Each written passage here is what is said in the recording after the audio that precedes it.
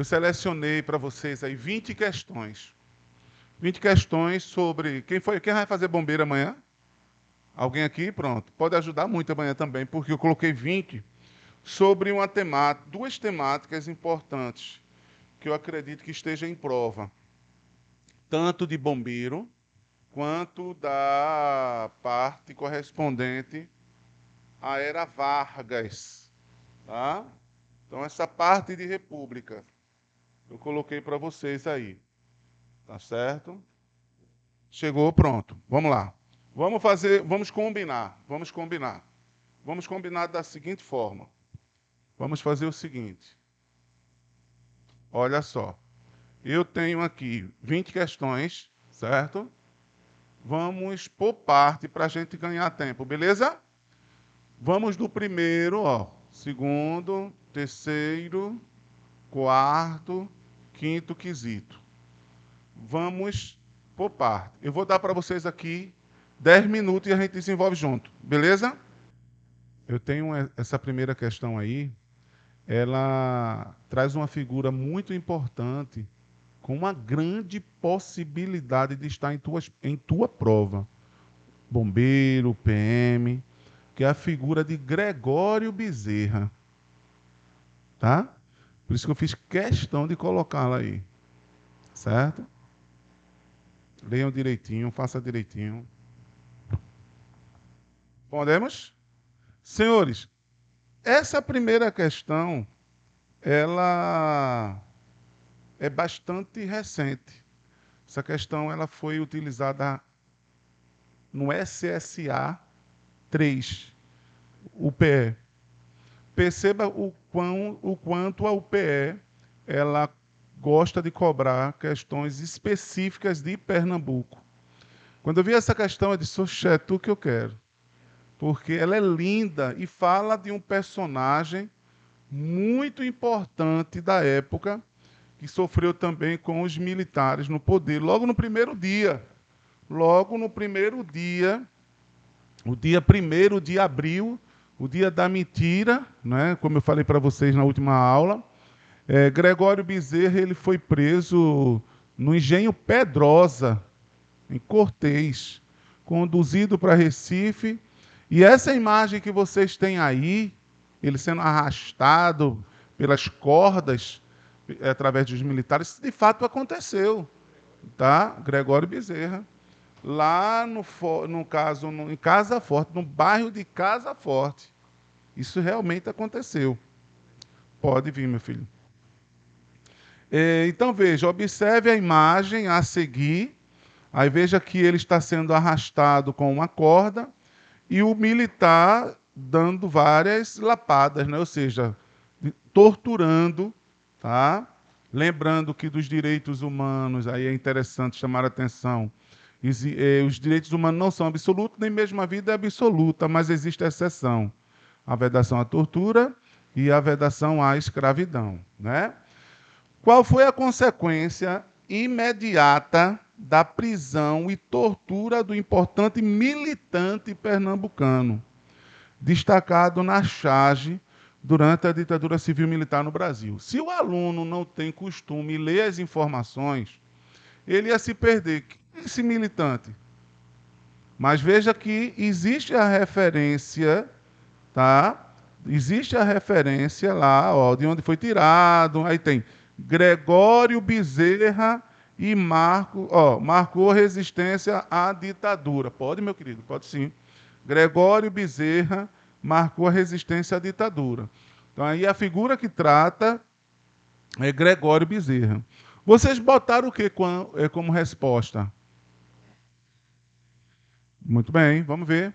A letra A diz, ó, avanço na defesa dos direitos trabalhistas e sindicais. Que defesa, hein? Que defesa. Né? Pela própria imagem, não é verdade? Que defesa. E por que Gregório vai ser preso, professor? Ele era comunista. Ele pertencia ao Partido Comunista, o chamado Partidão, como era chamado na época. O Partidão, ele pertencia ao PCB. Tá? Era envolvido também com as ligas camponesas, tá certo? Não só ele, né? Lembrando que no dia 1º No dia 1º de abril foi preso ele, foi deposto o nosso governador Miguel Arraes, né?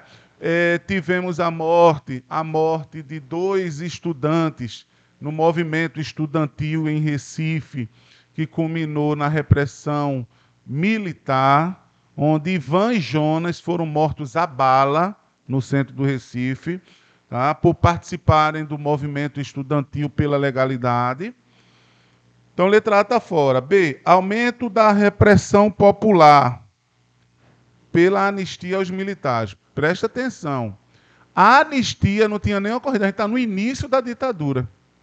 A anistia, ela vai vir no governo de João Batista Figueiredo, tá? 1979, a lei de anistia, tá? Em 1979, aí eu estou só no início. C, fortalecimento da democracia e garantia dos direitos civis. Pelo amor de Deus, em nome de Jesus, estamos num regime ditatorial, uma ditadura militar, e aí regime democrático, fortalecimento da democracia, não. Garantia dos direitos civis, também não. D, conciliação, ou reconciliação e perdão entre os grupos políticos envolvidos. Eu estou vendo. Realmente, olha a imagem mostrando a reconciliação como é. Que reconciliação, né? Pau e choque. Letra E, intensificação da censura e repressão aos movimentos sociais. Essa é a resposta. Perfeito. Parabéns aí para vocês. Perfeito. Vamos intensificando isso daí. Veja, a segunda questão diz, ó, os candomblés, uma grande possibilidade, não é, pessoal? Uma questão relacionada à cultura afro-brasileira. Lembrando que a nossa cultura, ela é fruto de uma mistura da cultura afro, da cultura de matriz, no caso, indígena, né? Matriz tupi, e temos também a influência da cultura luso-europeia. E nós podemos perceber a influência afro no maracatu, não é? O próprio frevo surgiu no 1711, século XVIII, aqui em Recife, com, como é que eu posso chamar? Alguns passos que lembram algumas jogadas da capoeira. Vocês já perceberam isso? Tá? Então, existe essa mistura da cultura afro também dentro do próprio frevo. Tá? Então, frevo, maracatu, a religiosidade. Eu vou disponibilizar algo para vocês, um bônus do professor Camilo, que eu vou pedir para a Jéssica colocar no grupo, um aulão sobre cultura afro. Mais de 20 questões só sobre cultura. Frevo, maracatu, né? E vocês desenvolverem, devem assistir. Uma questão a gente vai encontrar. E essa questão eu acredito que seja voltado mais para a questão religiosa, a questão do maracatu, entendesse? O maracatu, por aí, tá? Vamos lá. Aí, essa segunda questão é sobre o período da ditadura militar, mas falando sobre o candomblé. Veja o que diz. À vontade, meu querido. Pode pegar, pode pegar. Os candomblés passam a constituir um dos meios mais importantes de agregação social, identidade e resistência cultural da população negro-mestiça. Nesse panorama, a ocupação dos espaços físicos da cidade, especialmente a proliferação de candomblé no centro urbano, é um fenômeno significativo. No ato institucional, quem foi que criou o AI-5? Costa e Silva. Costa e Silva criou, Arthur da Costa e Silva. Quem extinguiu? Ernesto Geisel. Quando foi criado o AI-5, tá? 13 de dezembro de 1968, tivemos o fechamento do Congresso Nacional, aí tivemos o poder dado ao presidente de intervir nos estados e municípios, cassação de mandato, suspensão de direitos políticos, suspensão do habeas corpus, poder de demitir funcionário público, Né? Foi o ato que endureceu o regime militar no Brasil, chegando a vigorar no Brasil durante 10 anos, sendo revogado em 78, 1978, com Geisel. No ato institucional número 5, em 1968, o movimento social descrito no texto sofreu consequências sociopolíticas. Qual a resposta?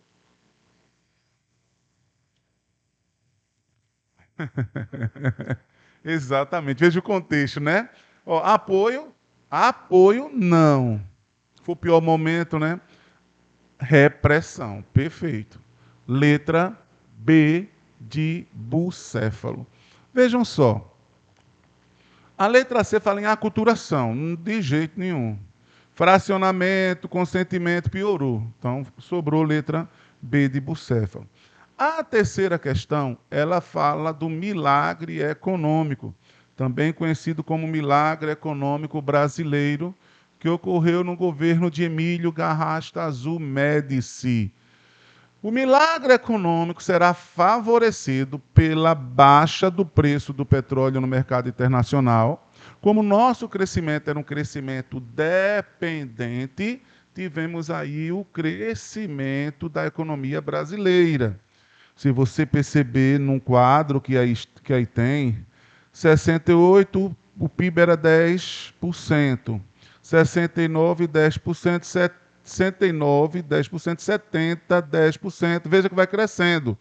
Até 73 pipocar para 14%, não é isso? Analisou isso aí direitinho? Pronto. Veja só, o crescimento do produto interno bruto é fruto desse baixo preço do petróleo no mercado internacional. O Brasil, ou seja, o rico ficou mais rico e o pobre mais pobre. Lembrando que, mesmo com esse crescimento, a inflação era alta. Inflação alta, não beneficiou a todos, e sim uma pequena minoria, uma pequena parcela da sociedade, os ricos. Outro ponto, 73, eu tenho a crise do milagre, porque eu vou ter a crise do petróleo. Primeira crise do petróleo. Vontade, pode pegar, viu? Não vontade, nada. 73, crise do petróleo, vai levar à crise do milagre. Então, nesse caso, senhores, aí fala da inflação, que ó, você analisando, você percebe que vai ter um aumento, não é isso ou não? Vejam só. Exportações, também você vai ter o quê? Não vai ter esse aumento considerável, mas importações, exportações, importações, essa variação. Mas veja que a dívida externa pipocou. Está vendo aí ou não? A dívida externa pipocou. Aí o quadro acima faz referência ao milagre econômico. Não esqueçam, governo Médici, também chamado de milagre brasileiro, compreendendo a maior parte do governo de Emílio Garrastazu Médici. Com base nessas informações e nos dados da tabela, assinala a alternativa, que contém corretamente duas características desse período. Qual foi a letra? Letra E. Perfeito. Perfeito. Letra E de estourado. Não é? Porque aí você vai ter o quê? Vamos ver a letra A. Redução das importações, não, aumento. Não é? B, a inflação alta foi constante no milagre. Foi constante, analisando a tabela, foi constante. Tá? E tem outro erro. A abertura política. Foi o pior presidente militar. A abertura política no governo, Geisel. É Geisel que começa, Figueiredo conclui. A letra C, ele fala do crescimento do produto interno bruto, é uma característica do milagre econômico. Beleza. A lei da anistia, a anistia governo de João Batista Figueiredo. Veja a importância das características aí, tá? Dos governos, bom saber. D, o milagre econômico garantiu uma balança comercial favorável? Não. Durante o governo Médici houve uma ampliação dos direitos civis. É o quê, homem? Ampliação dos direitos civis? Houve pau e choque. É o período conhecido como anos de chumbo. Não é? A letra E, o milagre brasileiro caracterizou-se pelo aumento da dívida externa e o governo Médici foi marcado pelo autoritarismo, o mais repressor. Quarta questão. Você ri da minha roupa, você ri do meu cabelo, você ri da minha pele, você ri do meu sorriso.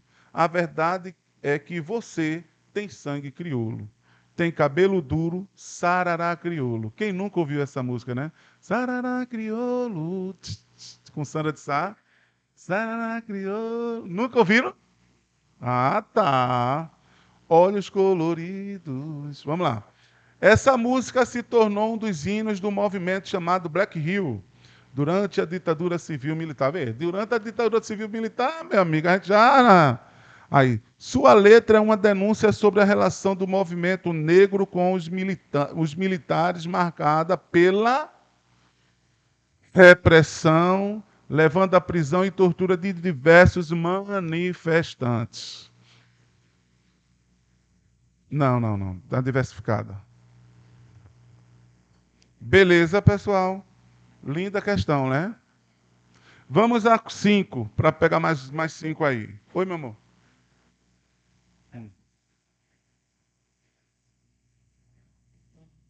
Não assistam. Depoimento, são os depoimentos sobreviventes. É, depoimento, é. No Brasil, a parceria Jogo do Bicho, tem até uma, aqui, pronto, uma série na Netflix falando disso aqui, ó. Disso aqui, a questão do Jogo do Bicho, né? Veja, no Brasil, a parceria Jogo do Bicho, ditadura civil-militar, foi singular, porque mudou para sempre o perfil do crime organizado, amparada nos pilares de hierarquia e na disciplina aprendida com os militares. A máfia do jogo se organizou, diversificou-se e cresceu. Conhecimento de logística, Estado-Maior, administração financeira, divisão de trabalho e espionagem moldaram o tamanho e a força das mais estruturadas facções criminosas do país. A relação entre os bicheiros e o regime político indicado ocorreu principalmente por causa da... Perceberam que eu estou trazendo algumas questões aí para desenvolver com vocês a interpretação. Então, de acordo com o que você está vendo ali no texto, eu tenho o jogo do bicho e os militares assim, ó. Certo? Ó, e ele diz, qual é o momento histórico? Ditadura militar. A geopolítica, qual é? Eu tenho que relacionar sempre esse momento. Guerra Fria. Falando nisso, você viu que a OTAN começou um movimento, maior treinamento militar desde a Guerra Fria. E com o risco de, no prazo de, no máximo, 20 anos, uma guerra contra a Rússia. Vocês viram isso ou não? Ah, já está. Então veja que a gente vive hoje uma nova Guerra Fria. Não declarada, mas a gente já vive uma nova Guerra Fria. Né? Mas está muito intenso. É porque oficialmente o fim da Guerra Fria vem em 91 com a extinção da União Soviética, tá? Com o enfraquecimento da União Soviética. Mas a Rússia hoje está com Putin em ascensão. Constante. Isso daí, pronto, Coreia do Norte aí, pronto, esse treinamento militar. Isso é questão de atualidades amanhã, não tenha dúvida. Oriente Médio, Europa, né? Pode ter Brasil, a questão das últimas, as últimas eleições, o governo Bolsonaro, pandemia, entendeu? Oi? Por quê? Muito bem, então vejam só, é importante tomar como parâmetro, quando se você pegar uma questão, fizer essa relação, você tem que parar e situar o momento da época. Então a resposta é letra B. A aliança no combate aos comunistas. Tá? Qual é o bicho papão aí? É o comunismo. Entendeu? Vamos lá. Vamos ver? Tranquilo até aí, filhos. Suave. Pronto. Do sexto ao décimo. Oi.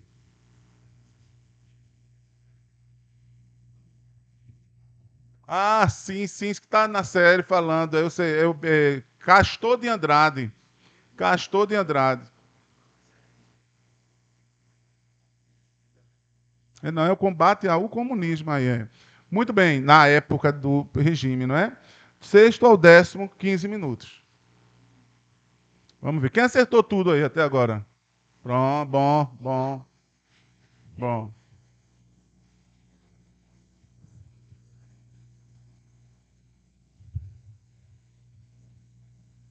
Pronto, vamos lá, marcando.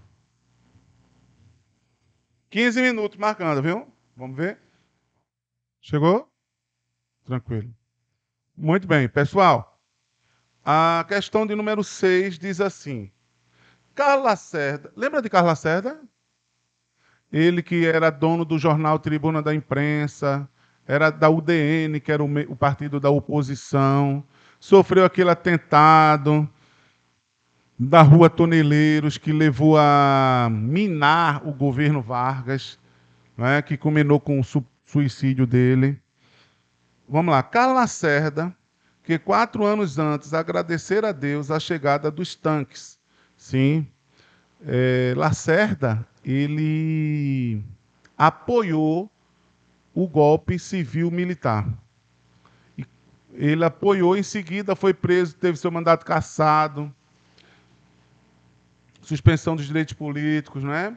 Foi levado preso para o quartel por ordem do general Jaime Portela, para desagrado do comandante do primeiro exército, Suzencio Sarmento, que acabara de encarcerar o ex-presidente Juscelino Kubitschek, capturado quando descia as escadas do Teatro Municipal. JK foi levado para uma unidade da Embaixada Fluminense, onde o deixaram num alojamento sujo, com privadas sem tampo, sofá rasgado e goteira.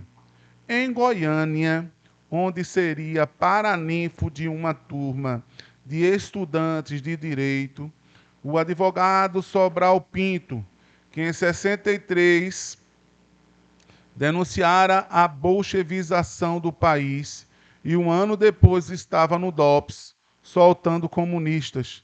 Foi preso de pijama e chinelos aos 75 anos. O autor do texto apresenta informações relativas ao período histórico brasileiro, conhecido como ditadura civil-militar, 64 a 85. Com relação à ideia global do texto, veja, e a partir de seus conhecimentos sobre o tema, é correto afirmar que vocês matariam com qual resposta?